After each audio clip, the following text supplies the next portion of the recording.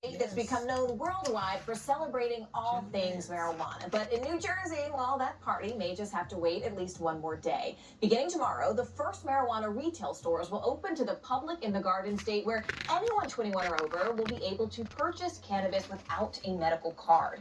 New Jersey joins 17 other states and Washington, D.C. in legalizing marijuana. And just next door here, New York is working on its own retail regulations, while the state of New Mexico began sales just a few weeks ago on April 1st. So we asked how the push to legalize pot has affected you. And here's what Luke left in our inbox. The decision to legalize marijuana has affected me in the way that I can now choose if I want to buy CBD strains with no psychoactive effects, but still the benefits of increased appetite, help with sleeping, and help with anxiety. Or I can choose between the THC strains, indica and sativa. So Anna also emailed her thoughts to us saying, I've been waiting for the legalization of cannabis for years. I have a genetic disorder called Ehlers-Danlos syndrome. It comes with a lot of pain. I know that cannabis is a powerful and effective pain reliever. I would like to be able to help grow a new economy.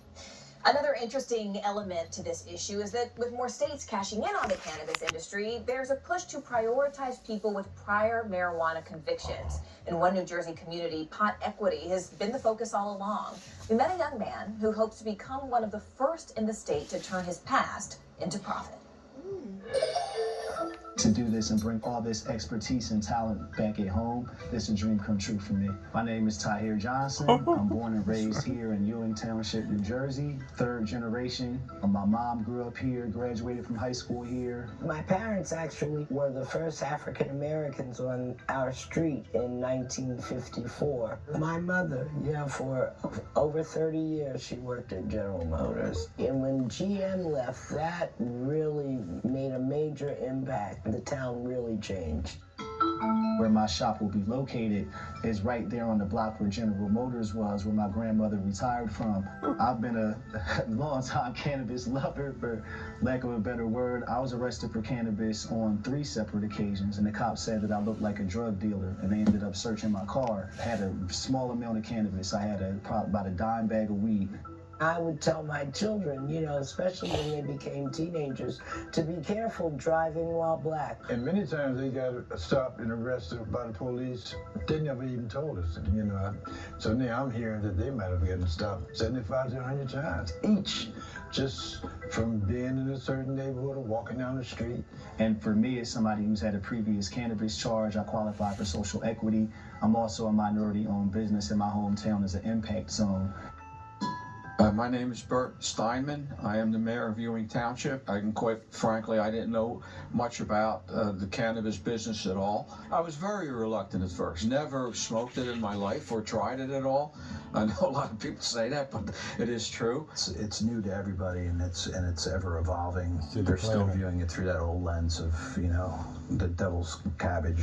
More deadly is the menace of marijuana. When it became a referendum for the state, 73% of my population, the people of Ewing, really wanted it. So at that point, it just became a no-brainer. We were very much engaged in that conversation and trying to figure out how do we ensure that folks get a fair shot. We do want to look for individuals that kind of had a rough start in life and had to have an opportunity to turn that all around, and to here certainly fits that. That's really what this is aimed at, for social equity and justice. But social equity is really about making sure that there is a level playing field and acknowledging where in the past it hasn't been so. African Americans are 4 times more likely to be arrested for cannabis, and we have an industry now that did $26 billion in sales last year. So I think that it's important to try to create opportunities for people of color who've been the most impacted by the war on drugs. I've actually had all of my cannabis charges expunged. Expungement is a critical, important piece of legalization and giving people back their dignity. But it's such a tough process to navigate. Like, they give you this thick packet, and it's kind of like figure it out. Let's fix those social issues. Let's put people back in their homes, put people back in society so they can contribute in the way they've always wanted to. So I get to take something that's been a source of pain for my family to actually be something that can be a source of profit. My mom and I actually went and took a tour of Columbia Care's New Jersey cultivation facility. I could not believe, you know what I was seeing. Growing and manufacturing, yep, packaging, everything is done within these four walls right now. Thousands and thousands of beautiful plants, you know, things that people would have been locked up for. Here we had, the facility was amazing. All right, so this is the small indoor veg room. So in New Jersey, everything comes in from seeds. They sit in here until a good root structure is formed, and then they get potted into a 1 gallon pot. Everything then gets moved into our bloom rooms. It was just really interesting and just seeing the growth process. All the plants will live in here for about 8 weeks. So now you can start getting a lot of the aromatics coming out now as the plants get a little bit older in their life. So this room here is the large space of veg. Total square footage out here in terms of bloom is about 10,000. And then it looks like that's probably our next harvest back here. You can really see it's starting to dry down. So you can just see the difference in all the plants there. So it's a perpetual harvest. Every week you're harvesting right around 100 plants up front, and then the back's about 400 to 500 plants. So I started in Columbia Care September of 2019. I was operations manager for an Anheuser-Busch wholesaler in Delaware, from bud to buds, you know, so I mean, yeah, I never would have thought. I grew up in the 50s, the 60s, the 70s, and 80s, and I've seen the transition of the drug. Just a young boy. Under the influence of the drug, he killed his entire family with an axe. I remember when it first happened, when Nancy Reagan. Just say no. I never thought I would live to see this day. I saw a black president. Now I'm seeing legalization of marijuana. Congress has stood by for too long as communities of color in particular were torn apart. H.R. 3617 doesn't just federally deschedule marijuana. It incentivizes marijuana use and distribution, and it's reckless in its approach. It is long past time for the federal government to recognize that this experiment in legalization has been a resounding success. I think federal legalization has its benefits and its challenges. There's been some good legislation at the federal level. And even the Cannabis Administration Opportunity Act that my home Senator Cory Booker has advanced, the MORE Act that just recently passed the House. The Safe Banking Act has passed a number of times as well on the House side. The challenge that people have with access to capital, not being able to have a bank, just makes it that much more difficult. At any given time, I mean, you can have a, $20,000, $30,000, $40,000 a month electric bill. The startup costs and the cost that it takes to just run is just unbelievable. The last thing we want is a plantation-based economy where you can participate, but you have to be a worker. Each state is a laboratory of democracy, where little by little we're learning from each other and the mistakes and successes that we've had there. I've been watching them in this process for the last 4 years. So this is like a miracle to see my son on the front for this revolution. I'm super proud. But even being in this same very building, when I walked in, knowing I was doing this interview, it was touching because, again, anytime where I'd been here before, it would have been downstairs where the courthouse is, and now I'm upstairs doing an interview for the same thing that, growing up would have been, very different. All right, so with us now is Ben Kovler, the founder and CEO of Green Thumb Industries, and Khadijah Triggle. She's the Senior Vice President of Corporate Social Responsibility at Curaleaf. Welcome to you both. Thank you so much for joining us this evening. Khadijah, I want to start with you. How many others like to hear do you think are out there who should be first in line to be a part of this industry? Well, I've been working on this issue for the last 4 to 5 years. And I know Tahir personally. As a matter of fact, he tried to get an internship with me at Marijuana Matters. But there are countless people out there who have this same story. And our work at Curaleaf is to identify what are the appropriate ways that our company can show up in support of people like Tahir. Ben, what does bringing a state like New Jersey and then soon here in New York sort of into this legal fold mean for the industry as a whole? Oh, it's a big step in the right direction. With the end of Prohibition on the East Coast starting, there's a real opportunity for folks like Tahir and others to get into the industry. This is a real force of economic good, and it's folks like Tahir and others that are out there that can get in the industry, become new entrepreneurs, and this is how you change the cycle. We know that the war on drugs was a failure, and this is an opportunity to create new wealth in cannabis, and that's what we're doing at Green Thumb on the ground every day. Well, Well, speaking of creating new wealth, I mean, both of your companies are what are known as MSOs, or multi-state operators, which essentially means that you have retail, manufacturing, and cultivation facilities all across the country. Khadijah, what kind of social equity policies are you finding are the most successful in these cases? And frankly, is there anything that's not working? Is there something that's obvious that needs to be fixed? Yeah, I think there is a couple of things that I'll talk to, right? One of them is I think we have to stop seeing the major stakeholders as adversarial.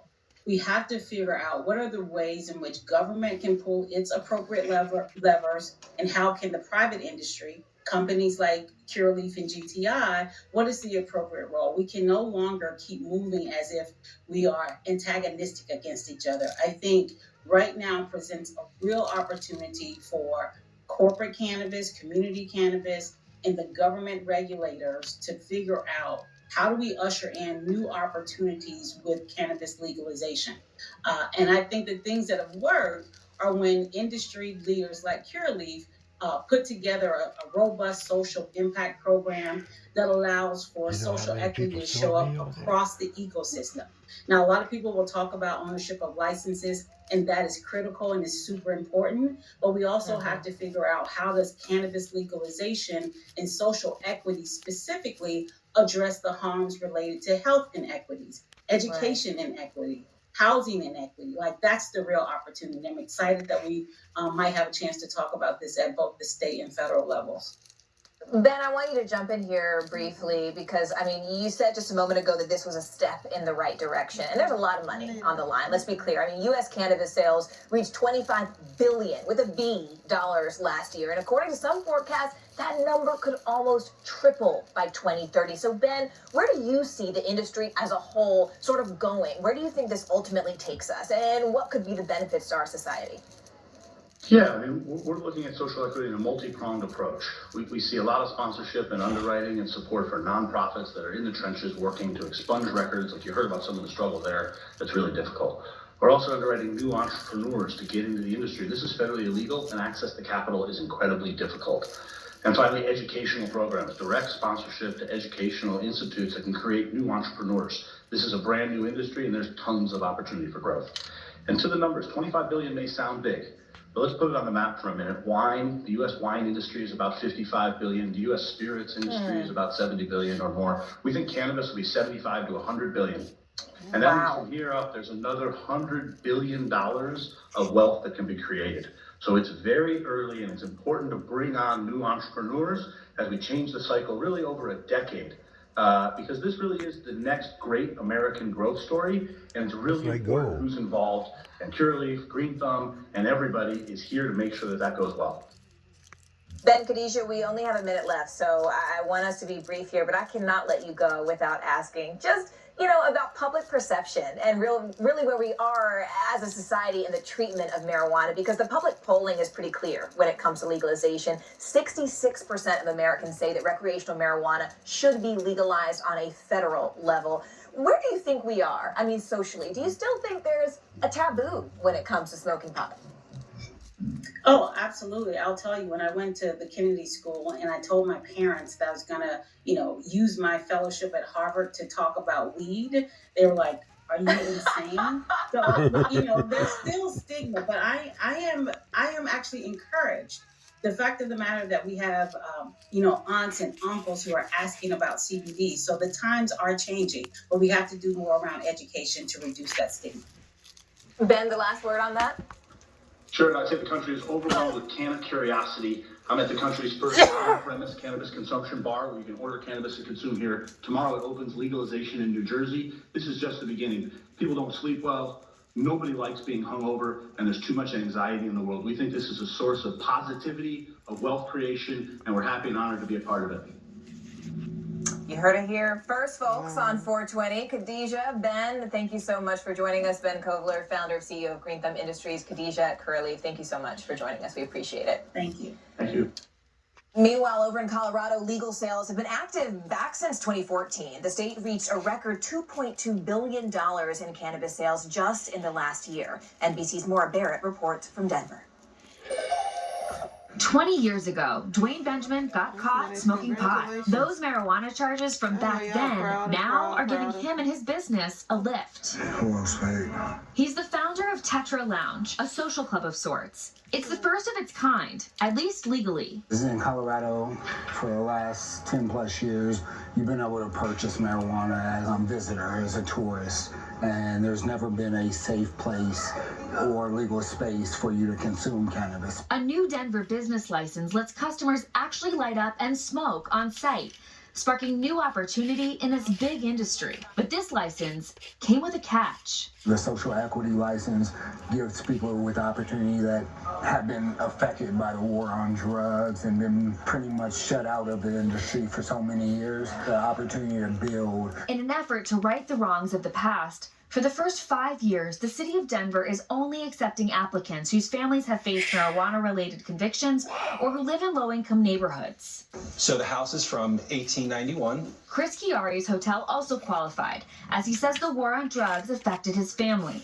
And I would say very clearly that we are putting the cart before the horse. We do need to expunge and let everyone out of prison for marijuana crimes now, before we go any further towards nationalizing this industry and this market. According to the ACLU, Black people are nearly 4 times more likely to get arrested for marijuana possession. Racial disparities in convictions like this have historically prevented minorities from getting licensed to run a legit cannabis business. Out of over 700 dispensaries in Colorado, the fact that 4 are owned by people of color is dismal.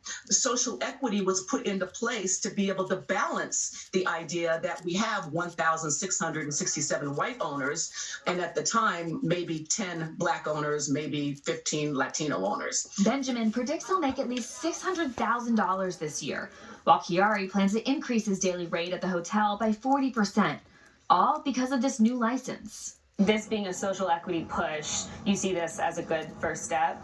I do. I think it's not a good first step. I think it's just necessary to really rectify some of the things that the war on drugs caused.